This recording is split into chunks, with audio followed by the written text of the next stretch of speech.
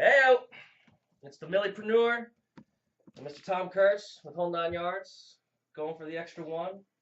Guys, we're back for round two today here in Huntersville, North Carolina. Tom, how are you? Good, man, good. Just finished up the week strong, getting back on track work-wise. We've been busy as all get out, breaking some good habits and having some bad habits that are causing slowdowns and whatnot. So finally getting back in order. Good. Well, you wouldn't know what good habits were if you didn't have bad ones, and vice versa. Yeah. They both exist for a reason. Guys, our goal with this podcast is to be completely uncensored, raw, and uncut. We really don't have an agenda for today. Me personally, I was just telling Tom we were sitting here trying to figure out what we're going to talk about, building off of our podcast episode from last week. And I just said, let me think. And I said, you know what? We just got to do what we do. You just start talking, get the juices flowing, and we've got a little start to what we're going to talk about. But I just wanted to preface this all with, we're going to keep it real. And by that, I mean, I've got my sunglasses on right now. It's super bright in this office, and I did go out last night. So I'm kind of feeling the repercussions from that, but that's okay. Life's a journey. Oh, you mean you're normal? Like, What? you're normal? You don't grind 28 hours out of 24 hours in a day? No. 10 days a week? 10 days a week. I mean, it's Sunday and we're doing this. For what? I don't know, you all. You're all part of the journey here. I think it's neat to document, where we start and what successes come of this for both Tom and I, but for you all as well. So let's dive in. So I was just sitting here with Tom. So Tom, how long have you had Whole Nine Yards? So I've had Whole Nine Yards technically since 2011, and I consider the true start of it at being a construction business of 2013. So we've got about 5 years under our belt right now. Okay. So I was sitting here and I looked over at Tom and I said, Tom, let me ask you a question. Have you ever put significant thought into just shutting shop down? And he smiles and laughs at me and says, yeah, every fucking day. So I said, tell me a little bit more about that. But I said, but seriously, have you ever thought about just closing up shop and doing something else? No, and that's what I told him. I said, I don't know what I would do. I've done this since I was knee high. There's photos on my website of me meeting Bob Vila. What I do is construction. Bob Vila, that's a throwback. Yeah. So I've done this for forever. I don't know what else I would do. I don't know what else I'd want to do. Because the reality is I do put in a lot of hours, but I don't consider this work. Even doing this right now on Sunday, I don't consider this work. This is fun. This is something we're trying and doing and hopefully growing. And as I've grown the company, if you look back in my Facebook post, there's about a year ago, August will be a year, that I posted about how we had a bunch of jobs going on and we're affecting 200 some odd lives. With that said, as much as some days I really would like to just like go in a wood shop and build whatever I want to build anytime I want to do, it's not reality. So would I actually ever close up shop? No, not unless I was forced out by outside forces. Interesting. Very interesting. So you would say that this is your identity. Yeah, and that's definitely entrepreneurship. There's no such thing as work-life balance. There's life integration, exactly. Which is a lot of fun, because sometimes I can slack off at 2:00 in the afternoon and go out on a motorcycle because I can do that. Where 9 to 5, guess what? 5:30, you can go ride. Right. Yeah, I'm the same way. I was just having a conversation with somebody earlier this week, and they're asking me if I still enjoy what I'm doing. I started with a new company back in September. We're a financial planning firm here in Uptown Charlotte. Plan with Blueprint. We are reimagining what financial planning looks like for the next generation. And we can go into a little bit more detail on that. If you guys want to see some of our information, planwithblueprint.com. But anyhow, I had someone raise this question, are you still enjoying what you're doing? I said, yeah, I love what I do. And it's for that very reason, because I'm one of those individuals where I cannot feel constrained or incapacitated. So I need to have the freedom or at least the illusion of the freedom, right, to do what I want to do. And if it's, go and have a coffee with somebody at 10 o'clock, in the morning, and then, shoot up 77, grab lunch and have another meeting and network, or go off and, take a couple hours off in the middle of the day just to give myself a mental reset, and then pick up my work back up at 5 p.m. and crush it till 10 o'clock at night. I can't, I don't find myself to be at my optimal performance in a finite limit of time. And that's what I enjoy the most about what I do, is having that ability to, and flexibility to make my own schedule and, make my own hours, but all while being intentional with it, for sure. I think that's you're hitting on something there, which is why I get to the point sometimes where I'm just like, I'm ready to pack it in, and it's just blowing off steam when I make statements like that. I think for most people, having that freedom and not having responsibility to anybody else is the ideal situation as a Millie typepreneur. Because in my scenario, I mean, I don't get to stop. I can't just say, you know what, I'm done. I'm taking 2 hours off. The phone's gonna ring. Something's gonna happen. I've got to do something. And you're always looking for the next thing. The next thing you got to get done. Which is interesting. It's two different types of thought processes. And I think that's really, for me, when I've had enough, is when I just want to stop for a minute and shut it all down. Take a break. Like, turn it off. Sorry, we're not doing anything today. But I have a responsibility to clients, employees, subcontractors, so there's always somebody that needs something from me. The world keeps on turning. So I would say that's kind of when I get to I'm ready to be done. Done for the day? No, done with the company. Is when I'm ready for a little break there. And figure out how to step away from that. It's hard. I think right now we're at a period where we're growing exponentially. So eventually there will be staff that I can walk away for a couple hours, turn my phone off, and the superintendent can answer the phone, and the office assistant can answer the main line, and I can just leave for 4 hours. But that's not a reality right now. And I think that's a question a lot of people need to ask themselves when they're defining their career direction. What do they want? Do they want your style of they're only responsible to themselves, for themselves, and they eat what they kill as an entrepreneur? Or do they want ultimately this bigger animal that's going to take years of iterations and evolutions? You have minnows and you have whales. Right. All right, but my point on that is you have to follow the minnows to find the whale, and vice versa, right?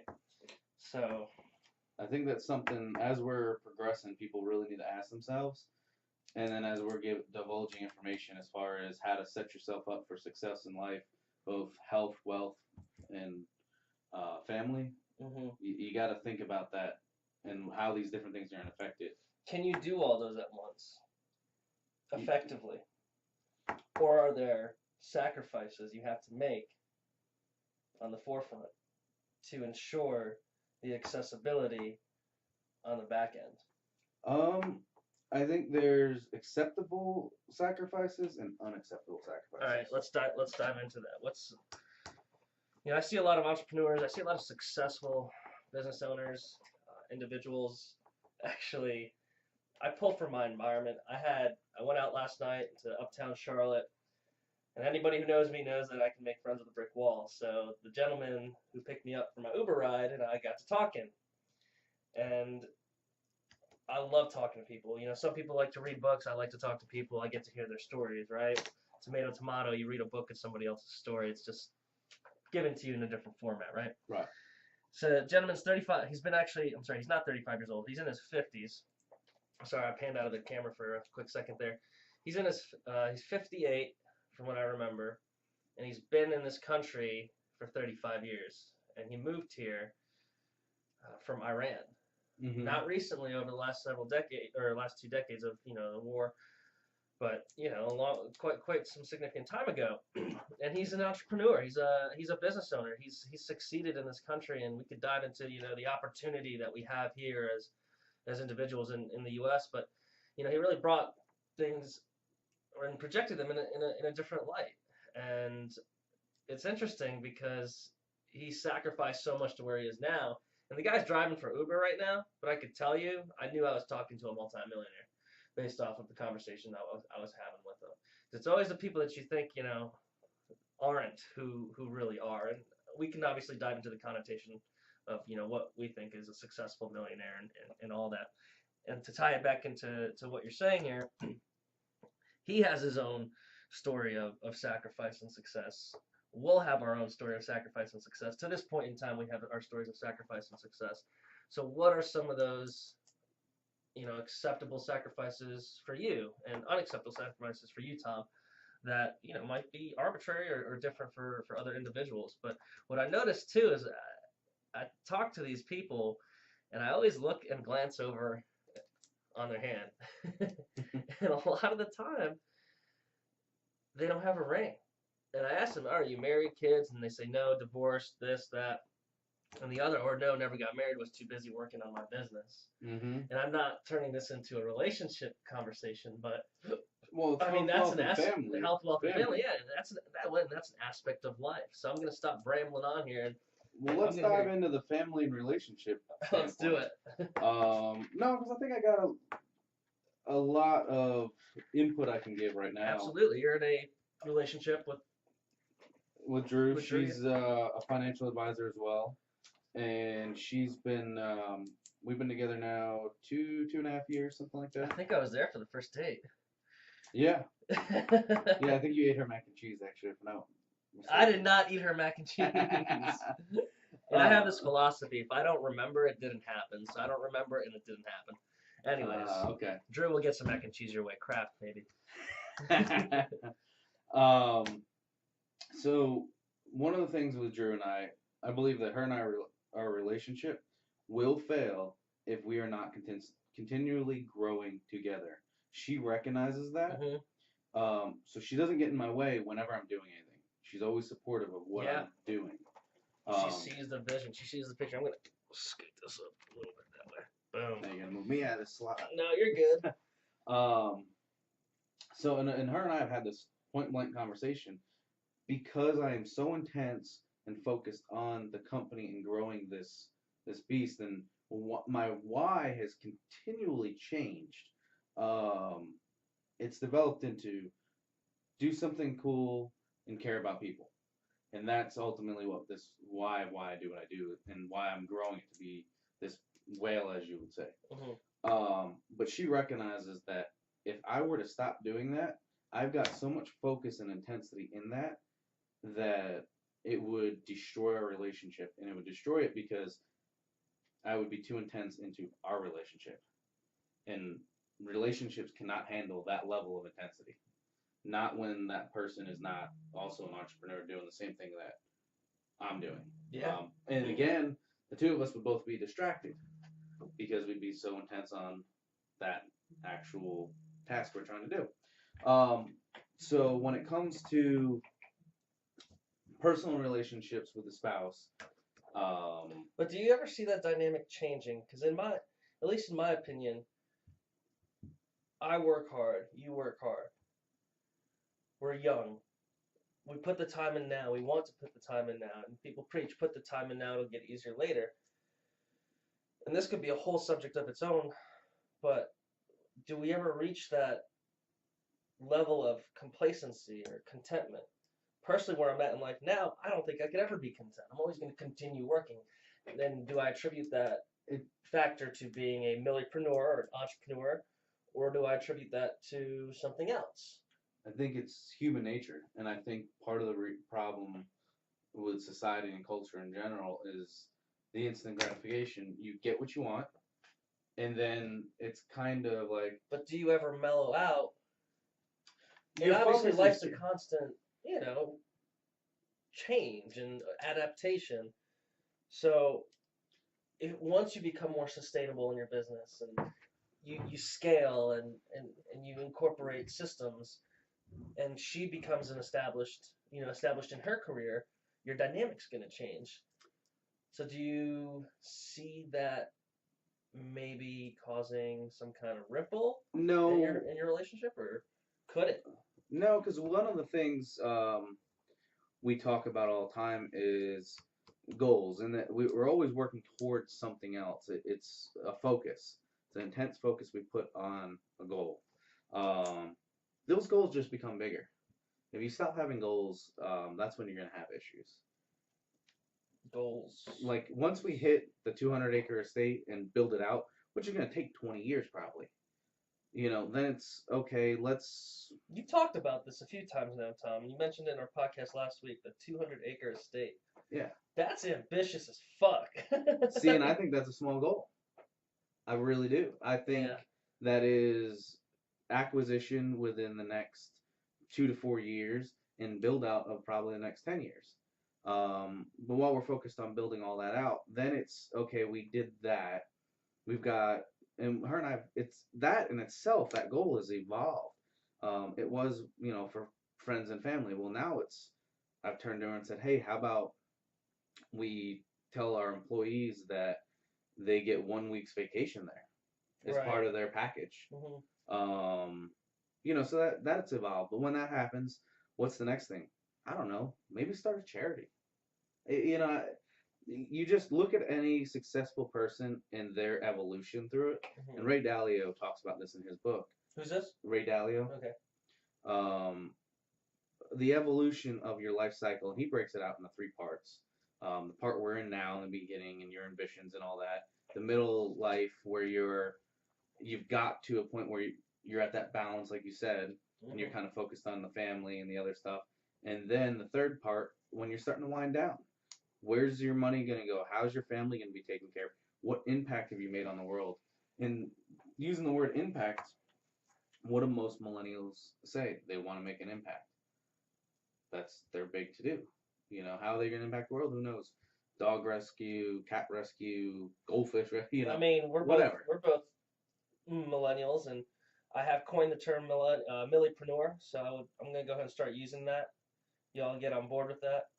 So millepreneur. So we're both millepreneurs, and with that being said, I just lost my train of thought. But hold on, what were you saying again? Just the intensity, the focus. And Oh, the that's right. cycle No, of life. it all came back to me. I'm sorry. I've constantly got other things going on in my head. But anyways, my point is backing what you just said to make an impact. We're both millennials, okay? Mhm. This is us in a way leaving an impact, right? Yeah. We're having our conversation right now. We haven't really grown our followers, guys. You are really, whoever is part of this right now, you are really on the forefront of what we're trying to do, and you're going to grow with us. Just give us that shot, and give us that feedback too. But in a way, one thing that's really driven me over my lifetime, and people ask me, what do you love to do? Follow that. And, this and that and the other. I love to be a source of knowledge. I love to educate. I'm a mentor. For the psychologists out there, I'm an ENFJ. I'm an intuitive. So for me, that's me giving back, and that's me having an impact. And that's why I'm doing what I'm doing here. But I think we give back in multiple facets for that matter, whether it is, through a charity and whatnot. But No, absolutely. And one of the things I was going to say to that was that they're not the rah, and that's one of the stereotypes we're trying to break too with this podcast. This isn't the rah, everyone's entitled shenanigan type podcast. There is no right answer, and there is no right answer because, everyone gets a trophy. There's no right answer because what Rich just talked about, educating, was actually something I was going to circle back into. That I think my next phase after that 200-acre estate and established company is, if I have kids, giving back to them and making them the best. That's my new project, making them the best they can be. Now, if I don't, for some reason, have kids, finding that guy or that girl that's like me and pouring back into them and helping them grow. Yeah, sending the elevator back down once you make it to the top. So there's no right answer or right order of things. You kind of just figure it out as you go. And what feels good, do what makes you feel good at the time. Do what makes you feel good at the time. Heck be. Within reason. Don't be an asshole, all right? within reason. No, it's true. It's true. I'm not gonna be a wise guy with that one, but I think, especially for me, one of the struggles that I have is, am I making? I think we all can share is, am I making the right decision right now? Am I making the right decision at this very moment? What are the direct consequences of my decision at the current moment?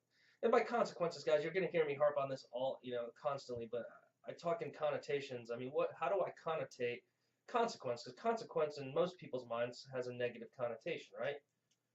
It could, you know, just agree with me for, give me a head nod, Tom. Sure, why not? But, for me, consequence, it's a direct result. I mean, you put 50 cents into a vending machine, what's the consequence? You hit the button, you get the snack out, right? You don't, for me, it's I guess input and output. So, but going back to that whole idea of decision making, that can be tough. That can be scary as hell. Let's talk about that, Tom. What's one of the let's dive in. Let's dive into the fiber of it. What's one of the toughest decisions you've ever had to make, from at least from a company standpoint, or it could be a personal standpoint, whichever one. I mean, you make one every day. I mean, the decisions I make, sometimes the biggest decisions you sweat the most are actually not the biggest decisions. It's all the little decisions you make along the way that create the end result. That's deep. And what I mean by that is, going through the day to day, if you're thinking about this, you don't think about that 50 cents you put in the vending machine. And that's a small amount of money by, I think, pretty much anyone's standards. Mm-hmm. But if you do that every single day, that's $2.50 a week. Mm-hmm. That's $10 a month. That's $120 a year. Now, let's take a guy that's got $24,000 income. Mm-hmm. What's $120 or out of the percentage of 24 grand? Not a full 1%, but it's a significant amount compared to a guy that makes 80,000. Right. So and that $120 right there, for me to kind of put it into perspective. I mean, I fill up my gas tank once a week for my car. I put a hell of a lot of miles on my car. Shit, $40 a week, four times a month. That's $160 in gas. Mm-hmm. That's a lot of money. And when you start thinking about stuff like that, that's what I'm talking about. The general decisions. That's good habits, and that's something Drew and I have been talking about. Good routines, good habits. The night before, packing your lunch, going to health, wealth, and family. Her and I like being together. We like doing things together, and we don't have cable because we don't want to sit there and just brain rot in the evening and do nothing. So we pack our lunch the night before. We're spending time together. Frankly, with Publix and Harris Teeter, which is a southern grocery store, you can't actually really beat their prices for buying a sandwich. They're $6 for a foot long. You can't beat that. When you go buy the meat and the bread and all that good stuff. But from a health standpoint, I don't have time during the day. I have time to stop. So packing my cooler the night before, I spend about the same amount of money. So wealth side, put that away. Health side, I'm actually eating instead of not eating all day and eating one meal. And how does that affect that decision with the rest of my life, with the business, with the family, with anything else that I'm doing? So that's where little decisions have huge impacts, bigger than the big decisions that you stress about. So what would be an example of a big decision? Hiring, firing. I mean, and even those start to become small decisions as you grow. And that's, I got advice from a guy. I guess you learn where to allocate your time. Yeah, I got advice from a guy who's older than me. Rusty Stevens out of where is he? Baden Lake area, which is near the Lake Norman, Charlotte Metro. Mm-hmm. He said to me one time when I was talking about my sister and cell phones, and that's her biggest problem. He goes, Tom, you got to remember, what may seem like a small problem to you may be the biggest problem to somebody else in the world. Mm-hmm. So how big is a big problem? What is a big problem? I don't think there is such a thing as a big problem. It's all relative. Yeah, ain't that the truth? I'm smiling because I spent a lot of time talking to Tom's uncle, Paul, hopefully you listen to our podcast, man. But he said this. He said the same thing. He said the same thing to me. That really resonated with me as well. And I think you're right. It's that key term right there, folks. Relative to your situation, and your relativity can change at any given moment on any given day. I mean, for us, I'll use this example. I mean, my apartment flooded this past winter because we had some below freezing temperatures, and my apartment flooded. That was a little, it made me a little anxious and whatnot, and caused a little bit of damage here and there. But at the end of the day, I still had a roof over my head. Mm-hmm. You know what I mean? And then you have these natural disasters, right? Yeah. These floods, like in Houston and Dallas and whatnot, just wipe away cities, gone. People lose everything. So for me, on that day, it was a stressful day because my apartment flooded. But now imagine if your city flooded and washed away your home. Yeah. So it just goes to show too. And I don't know, we can get caught up in our personal situations and whatnot. But what you said last week was, if it's not gonna matter for 5 minutes, or Don't give it more than 5 minutes if it's not going to matter in 5 years. say that one more time. Don't give it 5 minutes, or Don't give it more than 5 minutes if it's not going to matter in 5 years. Yeah. And that's just a general rule of thumb. Is it going to affect you? And the reality is again, going back to the small decisions, Mm-hmm. the consistent decision making in the small spectrum Mm-hmm. accumulates to a lot more than that one big decision. So what do you say to those folks who say, "Oh, I'm indecisive," or "I'm terrible at making decisions"? The overthinkers and the analytics of the world.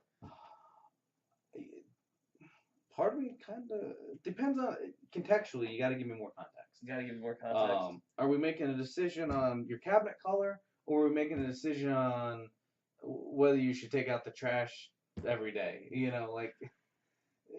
Being indecisive, you gotta Or take this job over the other. Right.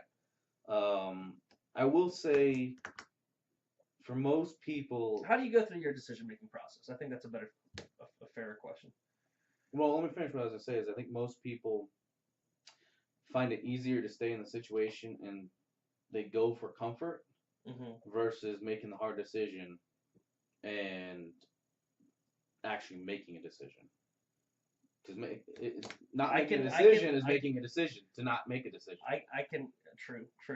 I can resonate with that. I spent a lot of time about a year ago deciding whether or not it was time for me to move on from where I was, from a work standpoint, what I was doing. And I really hadn't had anything else lined up. I mean, it was shoot, I might move out to the West Coast. I might move back up to New England. I might stay out here, or, move out to the eastern part of North Carolina. But what would I do there? Because you have to make a living. And I finally said, you know what? The answer will come after I make the first decision. And I made the decision to part ways. And honestly, the rest followed. And it was difficult. It was hard because I didn't know what I was doing. But I told myself, as an intuitive, as Bob Marley says, everything's gonna be all right. Mm-hmm. But it's tough to find yourself in those circumstances, and I think a lot of us can't do that, on a continuous basis, because as individuals we seek, stability. Mm-hmm. There's lack of stability in making those types of decisions. Well, or at least in the short term, on the short front. Most people are afraid of loss, the fear of loss. And Andy Frisell asked this question: do you play to win, or do you play not to lose? And most people play not to lose. They play for the comfort. Mm-hmm. At the end of the day, making that decision is a super hard decision because you're like, well, I gotta make a living, I got bills to pay. I got this, I got that. But if you stop and ask yourself the question, what is the worst case scenario? In that scenario, you quit your job without having another job. Mm-hmm. You had a little money in savings, I guess, and you knew you can ride it out for a month or 2 months or whatever you knew. Mm-hmm. Let's say that month, 2 months, whatever, you didn't find a job, didn't know what you wanted to do. What was the worst case scenario? Shit, I moved back home. Exactly. When you break it down like that, and that, people will go, oh, let me make a pro and con list. I think they get mired down in the weeds too much on that. For sure. And nitty gritty, granular, and like what could happen. Oh my God, this could happen. Like, yeah, you know what, an asteroid can hit the Earth today too, but is it gonna likelihood? No. Move on.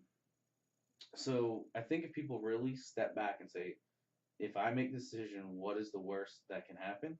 Mm-hmm. You will learn to make decisions a lot, just more decisively. Yeah, and as a testament to that, most recently, so I've been thinking about this whole concept of Millennialpreneur for over a year now, and I started integrating it a little bit more into, my social media, my lifestyle. It's how I characterize, my lifestyle and how I go about things and my paradigm. And, I started getting feedback from people saying, hey, what you're doing is pretty interesting. I said, oh, well, that's great. I'm glad I'm starting to gain a little bit of traction. So I said, I should search this and whatnot. And, I found out that really nobody's coined this term and nobody's really utilizing it. And what does it mean? And, what do I see coming of it? At first what started off as just a conversation with a friend on my porch and the name truly coming to, now I'm actually, I just put, more skin in the game. I paid an attorney. I'm getting a registered trademark put in, and I filed for a business for Millennialpreneur. And what is Millennialpreneur going to turn into? Who knows? But I said to myself, I've had so many conversations with people much older than I, at bars, at coffee shops, sitting just in random public areas, and people get captivated by my energy, and they talk and they start opening up about things, and then I hear them talking about these ideas and this and that and the other, and I look at it and I said, what's stopping you? And they don't really ever give me, a confident answer. It's, I said, well, what's stopping you, And I don't want to be that guy that's laying on my deathbed, whether it's a couple years from now or 30, 40 years from now, and say, hey, I wish I did this, hey, I wish I did that. And for me, what was my opportunity cost right now? Spending, a little over a couple grand to get this up and running. Mm-hmm. Could I have kept that money in my savings account for a rainy day, or put it into this? Yeah, and I said, you know what, I'm going in for it. If it turns into something, it turns into something. If not, then at least I could say I tried, right? Yeah, that's primary example of safety and security. Mm-hmm. Most people in Maslow's hierarchy, they get to that level of warmth and comfort and a little bit of security, a couple bucks in the bank, and then they stop. They stop because they're afraid of going back to what they were, going back to being broke. Guess what? You survive when you're broke. So they get stuck right around that second, third level, feeling good. And again, circling back to Andy's question, do you play for the win, or do you play not to lose? And I think most true entrepreneurs play to win. Because however it's defined in there. Yeah, whether it's health, wealth, family, whatever. And I forget the statistic, but there's a lot of millionaires in the U.S. I think it's like 11 million millionaires or something like that. I forget exactly. I seen the statistic the other day. Out of 330 million. Mm-hmm. You think about that? That's good bit of people. Absolutely. So you lost my train of thought now. It's all right. Well, you talk about stability and safety and most people play not to lose. For the win, That's not to lose or not to lose bad. Well, so where I was going with that is if you look at a lot of these stories you read of guys that have gone big, right? They also have lost big, like bankrupt big, Yeah. and came back to win again. Because once you've learned how to get to that level, Mm-hmm. you get there a lot quicker and a lot easier. And you still got your connections. As long as you don't burn your bridges as Your you're. network is your net worth, folks. Remember that. Well, and again, let's, to caveat that, there's a lot of fun sayings and slogans and what out I there. came up with that one. Yeah, okay. Or at least I've been utilizing it more in my circle than I have heard from other people. So I'll take a little bit of credit. But anyways.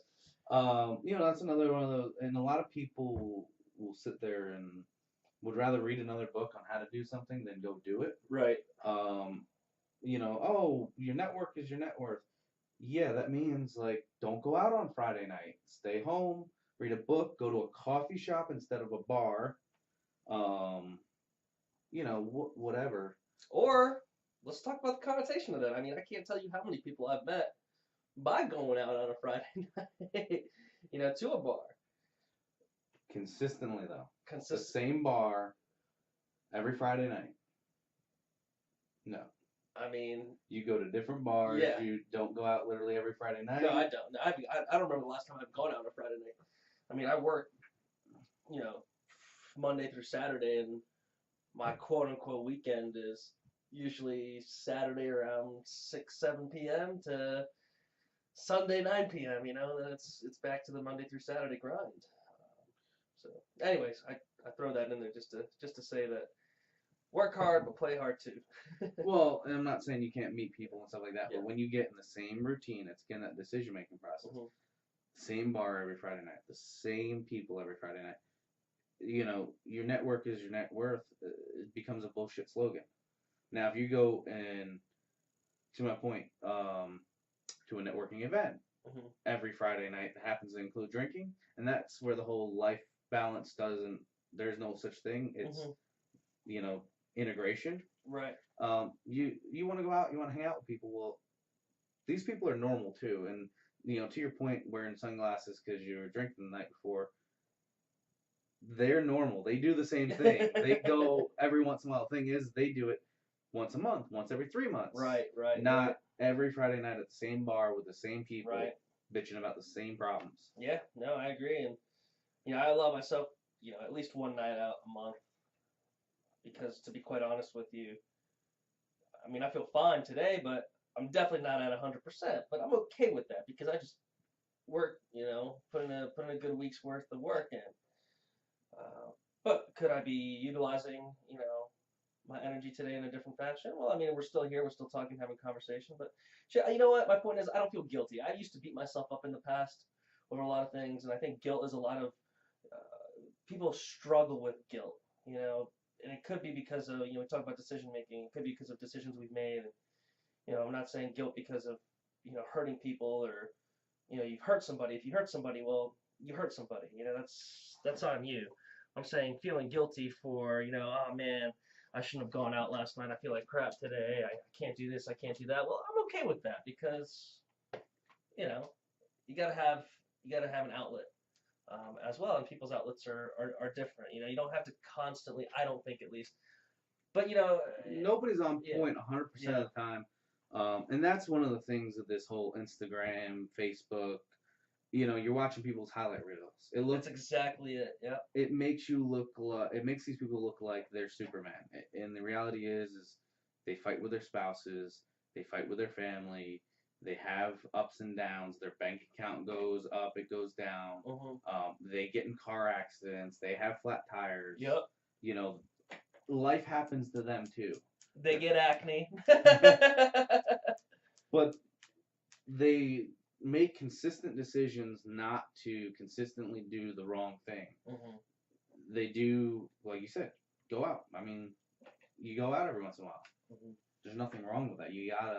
There is more to life than just work, right. But it's that work-life integration. It's I love going to networking events with people that we know because you're hanging out at the networking event. It's a business expense. By the way, we're going to start to hit on that kind of stuff too. Integrating your business into your life. You go out, you make friends with people. at first it's gonna be awkward. Right. But then you're friends with these people at networking events. So then you're just going and hanging out with your friends. Right. But your network is these new friends that you have at your networking events. Mm-hmm. You have conversations. Hey, I was talking to my cousin the other day, and he's looking to make a move from, this construction company. You guys got any openings? Well, shit, I was looking for a new superintendent. Well, now that guy's got experience. All right, cool. Does this actually happen? No, but Oh, it's an okay. example. It's like, that's like perfect timing because I know that's one of your. No, Yeah. I've got another guy though that I do need a helper, and his nephew or cousin or whatever is looking to make a move, and he's willing to come on as a helper. But now your network, you're not going out and complaining about your boss on Friday night or Thursday afternoon. By the way, it's also socially acceptable to drink on a Wednesday night when you're networking. Absolutely, absolutely. But now you're not going out and complaining about your boss and the 9 to 5 and whatever, the wife and the kids. Yeah, and I don't feel like a lot of 9 to 5ers. Correct me if I'm wrong, but I just don't see. Obviously, everybody loves to have friends and whatnot, and we could define and connotate networking in different fashions. But for us, I mean, I think you and I both, when you talk about networking, I talk about networking, we know what we're talking about. Okay, we're on the same visionary plane of, I'm going to network so that I can grow my business. Yeah. Right. Personal contacts as well, but I'm looking to grow my business. That's that's your, that's your form of networking. Yeah, I will caveat that so people can maybe understand a little better that haven't networked. Being the awkward guy that like is trading business card when you walk around, that's weird. Don't do that. Yeah, don't do that.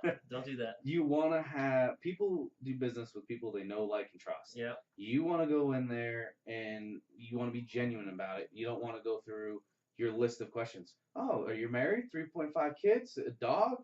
White picket fence? That's not your goal. Oh, fantastic. You can afford a $300,000 house. By the way, here's my card. I do mortgages. You want to genuinely have a conversation, see where it leads. That's one of my weaknesses, actually, is I don't watch sports. I have no interest in sports. So sometimes I can't carry a conversation with people. I'm also okay with that because it's probably not somebody I want to do business with if all they can talk about is sports. Right. I need to find common ground somewhere else. Okay. But your networking is literally you're building relationships, friends. You're not going in there for the immediate sale. Absolutely. And a prime example I'll use too is, LinkedIn. I'm sure a lot of people use LinkedIn. Do you use LinkedIn? You have a LinkedIn? Terribly, I have it, but that's one of my things I'm working on improving. So LinkedIn or Facebook too. Let's use Facebook. We're all familiar with Facebook as well. I mean, you click on some random guy's profile, or they have some kind of, Facebook's got some kind of algorithm where you go in to search for, you just met somebody the other night. You want to go in and find them on Facebook, and you get a drop down that says, oh, you may know so and so and so and so and so and so. You have 4 or 5, 6, 7 mutual friends, and whatnot. The point of me mentioning this is to put into a visual perspective of what literal in-person networking is. You're meeting this person, this one individual, and that individual may know 3 other individuals, and those 3 individuals have 2 other people each. So now you're going from 1 contact to 4 contacts to 12 contacts. Yeah. And then the other part is the value of the relationship. Kim and David. David, we know Kim and David. Kim is a realtor. David's an architect. I do all my own drafting. I would maybe one day use David. That's not the point. I'm building a house for Drew and I. They're doing an addition on their house. He's drafting plans. Now we're talking back and forth about thoughts and concepts and, what do you think about skylights? Well, from a structural standpoint, I know it's a hole in your roof. At the end of the day, it's a hole in your roof. It's going to leak eventually. But they're so cool. They're nice. What's your thoughts? So now you can get different perspectives from guys, and it might just be as simple as somebody is 2 or 3 years ahead of you in running their business, and you talk about something going on in your business, like, oh yeah, just do X, Y, and Z, or call my guy. Subcontractor I'm hiring met this morning. He has to go get workers' comp. Well, my insurance agent, I gave him the guy's number. Call Justin. He'll take care of you. no big deal. When you've got people in networking a team, it's like having my attorney. Mm-hmm. If I got an issue, hey, Ed, I need this taken care of. Yeah. It's like the bank. Hey, I need you to transfer money. I'm on the road. I can't get to a computer. Yeah. Call them, transfer it. Yeah. And two, the part that I enjoy the most about it all too is, just having that connect, and having that guy or that lady. I'm not down a 1-800 number. Mm-hmm. I've vetted this person. So when I meet a new stranger, and they say, "Hey, this is what I'm looking for. Can you help me?" I said, "Absolutely." And there's a multitude of people you may know in the same industry, but this person might vibe with this other individual from a psychological standpoint better than the other. But either way, it's a warm introduction, and it's not a Google search. It's your intra-network search. You know what I mean? So. And that's another thing too with networking, and I guess we're divesting off of the health, wealth, and family. I think we should circle back around and sum that up. Yeah. Actually, let's save this thought for next week with the networking. And networking within your own industry, believe it or not, is huge. So let's save some networking and stuff. Dive into that a little more next week. Yeah. All right. Well, fantastic. Let's circle back and wrap it up for today with the health, wealth, and finance. Health, wealth, and family. Excuse me. One of the things that we digressed off of is sometimes you have to actually cut out your own family. When you're talking about sacrifices, and again, cut out could be literally cut out. Cut out could be having the mental toughness to let them talk, but not feed into it and not absorb their negativeness about what you're doing as an entrepreneur. That's something that you got to do. When it comes from a family standpoint, sacrifice standpoint, that's an acceptable sacrifice to me. Going out with the same people on Friday night and cutting that out of your life is an acceptable sacrifice to me. The unacceptable sacrifice in my eyes is not those people who do support you all the time, not at least once in a while. And it's not a 1-for-1 keep score scenario. It's a make the extra effort once in a while, stop, actually think about it, and do something else for that other person. And they'll recognize it. And they're not looking. Anyone who's supportive of you as an entrepreneur knows you're not going to go tit for tat with them. But making the extra effort to say thank you, to get them something nice they like, just do something simple, make the coffee in the morning, For sure. They're your spouse. Pour the coffee in the mug and have it ready to go for them. It's interesting you say this because I was thinking about this the other day. Do I consider myself successful? In some aspects, yes. And like I reiterated earlier, and I will continue to reiterate, it's all about connotation. What is the meaning behind it? And how do you define it? What is your perspective on it? But success, I aim to continuously succeed. And that's, in all three aspects, from a health standpoint, I put on a little bit of weight over the last couple of years, and I'm okay with that. It's a sacrifice I've made because I don't have the time to go to the gym.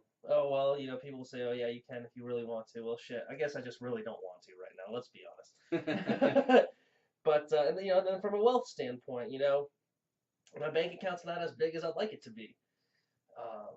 Is that a shallow thing for me to say? No, I don't think so, because there's a lifestyle I would like to live that I have envisioned for myself, and that costs money.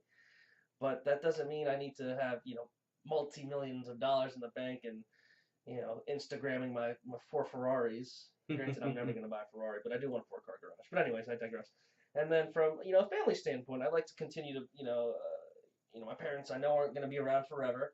I don't want to give up the opportunity of spending time with them while I'm growing my businesses, to the point where things happen and they pass, and I look back and say, damn, I wish I spent more time with them. To that point, now they're still up north, right? Yeah, absolutely. But really quickly, my point is, and then I have my friends that I consider family here, and then there's other people I've, to tie in the networking aspect that I've networked with, and it seems like they, you know, they like you, they think they're going to refer you, this and that and the other. But then when it comes down to actually sitting down and talking, business, but beyond the, public facade, if you so will, you get ghosted. Mm-hmm. Well, okay, I'm fine with that. But to me, that even more so solidifies my gratitude towards those that are with me now and those that will be with me in the truest sense of form. And that's through that, you know, uh, that support, that unconditional support that Mm-hmm. you're talking about. So, folks, when we make it to the top, I'll be sending the elevator back down. It'll be a big elevator. Um, to your point though, life integration, and one of the things I've been trying to do is get my family integrated into my business. Mhm. Um, my dad's retired. He's got nothing really going on. He's taking care of my special needs brother. Um, but he has been an artist. He's always been an artist, and Instagram has become his new medium. I mean, some of the pictures he takes, the angles, the lighting, Yeah. just phenomenal. Throws a filter on it. So I don't care about social media. I have no interest in it. Um, it's a necessary evil, in my opinion, as far as business goes. Mhm. I've got to get better at it. Otherwise, I'm going to get left in the dust. How do I integrate my dad into my company and spend time with him? I invite him out, pay him, which he won't take money from me, but I'd still tell him I'll pay him to run my Instagram, run my Facebook, take photos of jobs, work my social media for me, so we can spend time together. Come out to jobs, ride around, jump in the truck with me for the day, a couple hours, whatever.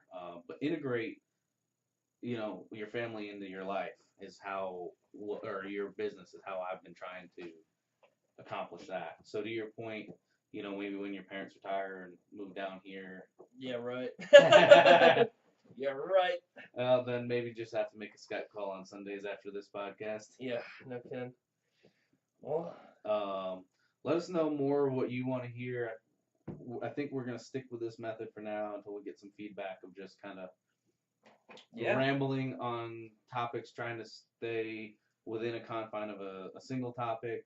I think as we continue to progress, that's one of the reasons why I wanted to start so early in our podcast, YouTube career, is the show from the bottom to the top instead of, hey, I've made it, now let me tell you about how I made it. Because I think us talking through this, and there's going to be stuff that's in these right. videos that we're going to look back and go, what were we What the thinking? And hell what kind was of that? advice were we given? That or just just fluidity, I guess.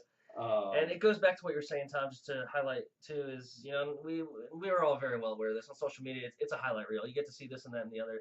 Something that I strive to do, really accomplish through this podcast and Millennialpreneur, is to show the good, the bad, and the ugly. And we talked a little bit about that, in our last podcast. We're harping back on that right now. I want complete and total transparency. Mm-hmm. And it's neat because Tom and I, after we recorded last week, he says, should we publish that one or should we work off it? I said, you know what? Screw it. Just dive right in. Just put it out there. I mean, what do we have to lose? Yeah. What do we have to lose? And I just kept thinking back to it. I said, we're gonna look back on this years from now and just say, wow, that's where we started. And we have that documented. And at the worst case scenario, we're gonna have these videos to watch as family videos and laugh about ourselves. I know. Yeah, and then one of the other things we were considering doing, the reason why we did beer last week, was we were thinking about trying to highlight a local brewery and build some relationships, because again, it's the whole relationship thing for us. So let us know what you think about that. This week we didn't do it. Maybe next week we will. I had a couple too many breweries last night. But we figured getting some local businesses in, that kind of stuff, and networking on here with people might be fun. So let us know what you think on that front too. Help us form a little bit more of a program, shall you say. Yeah, absolutely. All right, guys. Hey, be good. Millennialpreneur.